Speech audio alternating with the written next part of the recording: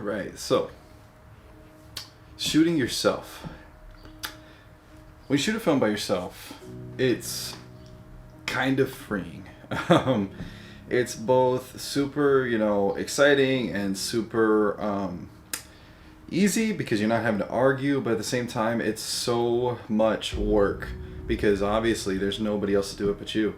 So when you're shooting a film by yourself and it's starring yourself and all that kind of thing, here's your goal when you do that. Make it seem like it wasn't. Make it seem like it was shot by multiple people.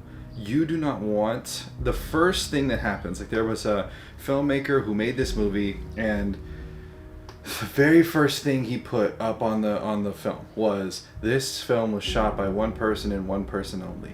So what it immediately does is brings that fact to the attention of everybody. So now everything that they're watching is looking at going, oh, he did it by himself. Oh, he did it by himself. And certain things you're literally outing yourself, and you're showing that you didn't have people to help you. You did it by yourself, and then you're thinking, saying, okay, well, how cool is that? Like, look, he did it by himself. But people are going, yeah, I can see where he would have done better if he would have had some help on that, or oh, he really could have used some help, or oh man, that does sound like his voice, and it's playing two characters, two roles. That really does sound like his voice. Oh, that's what he did to make that? They are not invested in your story just by that. You've let them peek behind the curtain, and they've seen the dude standing in his underwear, and they're just like, oh, that's how it is. It's not a good tactic to market I did this by myself, nobody helped me with this kind of thing on a film, okay? Just because that's how people look at it. Notice, people are very judgmental when it comes to movies. They don't make movies, they don't know how it really works. They have this idea in their head of Hollywood, but it always comes with a lot of people, right? It takes so many people to make a movie, especially if you're gonna make it good, so they think that you have to have a lot of people to make a good movie. What do you think that's gonna make them, react to you saying, oh, I did this movie by myself, nobody helped me? They're probably gonna think it's shit. Honestly, they're gonna instantly go, yikes, I probably don't want to see that. Well, I made a film. The film is called Coordinates, okay? Now, Coordinates actually has won a couple awards and been nominated multiple times. People have no idea, most people, right? And honestly, a lot of people that I talk to have no clue that I shot that by myself. In the credits, it says it. It shows it. But it's a real quick blurb. It's not saying, I did this by myself. It just says, filmed and created by St. Hampton. That's it. Voiced by my friend Chantel, who came and helped me, right? And did a voice over, help me from another state, right? The entire film, everything else, done by myself. I shot that film. I did the makeup. I did everything. I did all of it by myself. And I did it in, I want to say, it was 6 or 7 hours in total. It took me 2 hours to do the makeup portion because I was doing it by myself. I had to do a cut, and I had to do some tattoo cover-up, right? It took me 2 hours to do that by myself. And then on top of that, it took 4 hours to film the project, all in all. That's really crazy, right? And then when you watch the film, if you know that I shot it by myself, you'll be able to pick out a lot more mistakes because you're going to look at it critically. But if you have no idea that I shot it by myself, which so many people have no clue that is, it feels like it's shot by a full crew, by a full team. It feels like a full-fledged thing. I have a lot of people that have told me that's their favorite one of my work. And I go, really? And when it started winning awards, when it started getting nominated, I was like, oh my God, that was the movie? I said, this movie that I spent all kinds of money, all kinds of effort, all kinds of things, brought in other people, really trying to make it this amazing film that's called The Fool, didn't do that well, right? I felt like a fool after I made The Fool, right? And didn't really do that much, and I put so much into that. And this one movie that I just had some inspiration, wanted to try out a different style, wanted to do something unique, and I just shot it.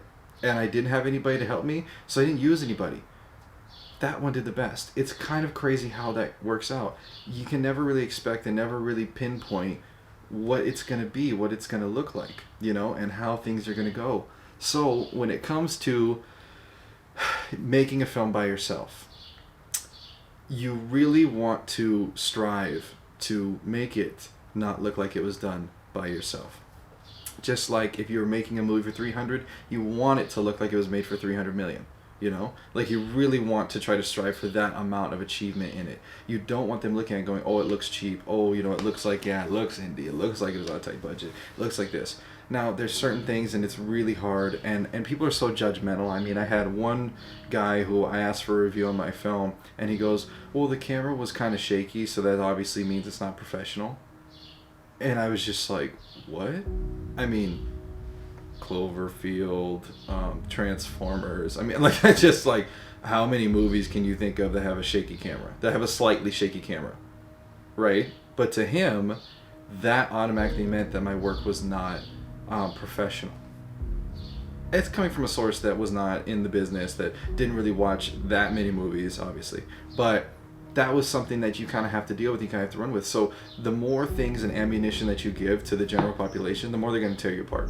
They always want to tear you apart. It's just kind of how it goes. It's just this, especially on social media and especially in the comment section, it is much more negative than it is positive. So going into that situation, understanding what that looks like when you are making it completely by yourself and you really are the only one to blame, it's kind of a thing that you don't really necessarily want to expose.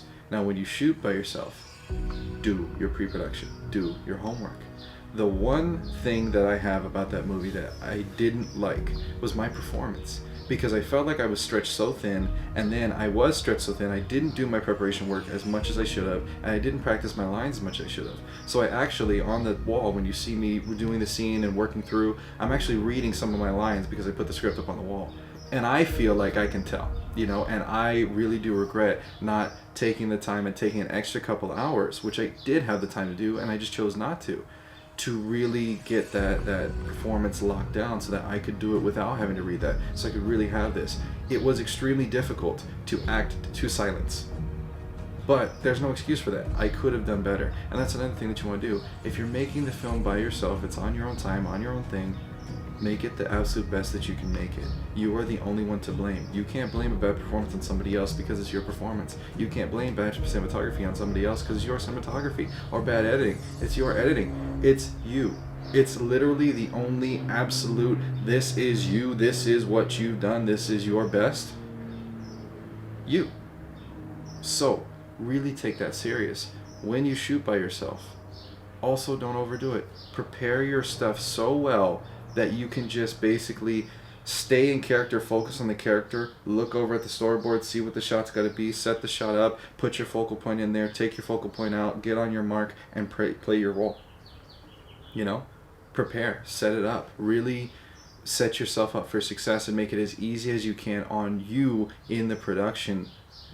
When you're producing it and you're actually making it and you're shooting it, you need to be focused on staying in that zone, staying in that character, staying in that story, rather than, oh, you know, does this shot look good? Oh, is it like this? Is that like that? That was something that I kind of made a mistake on, where I really didn't set myself up for success when it comes to that. I was trying to be creative as well as perform. That is too much. So, shooting by yourself, all the creative part, all the setting things up and getting things ready to go, do that before you ever shoot it. Draw it all out, just write it all out, do everything that you need to do to set that up so that it's easy for you to just follow directions. And then follow directions. And then treat yourself like an actor. Do what the director has told you. The director wrote it down for you. So read it and do it. And then focus on doing it to the best of your ability. And that's really going to make your film so much better. It really is. Like, you would be really surprised to find out how much that would be, how much that would work.